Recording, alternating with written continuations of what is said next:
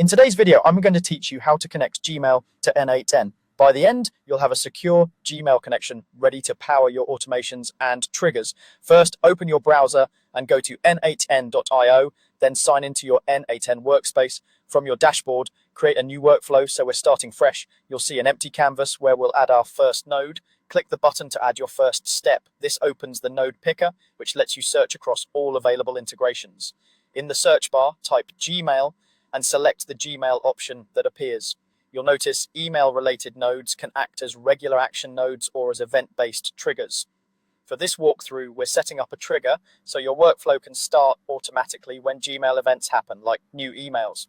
Choose the triggers option so you're working with the Gmail trigger. With the node added, look to the right-hand panel for the setting labeled credential to connect with. This is where you'll attach a secure connection to your Google account. Open the drop-down to see existing credentials. If none exist yet, that's expected. Click Create New Credential. n8n will prompt you to choose an authentication method. You'll see two choices, OAuth 2 or Service Account. Service accounts are typically used in Google Workspace environments with admin-managed domain-wide delegation. If you're connecting a personal Gmail or a standard Google Workspace inbox, OAuth 2 is the simplest and most reliable option. Select OAuth 2. Now click Sign in with Google. A new window will open for you to choose your Google account and grant the requested permissions.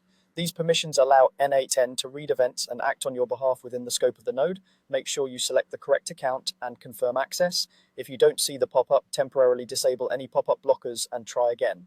Once Google confirms the connection, you'll be brought back to n8n. Click Save to store the credential.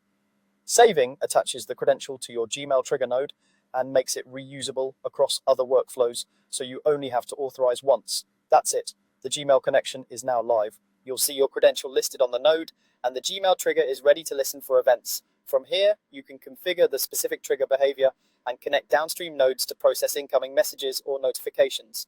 Remember to save your workflow when you're done. If you run into issues, double check that you're logged into the right Google account and that your browser allowed the OAuth pop-up. With Gmail connected, you're ready to automate.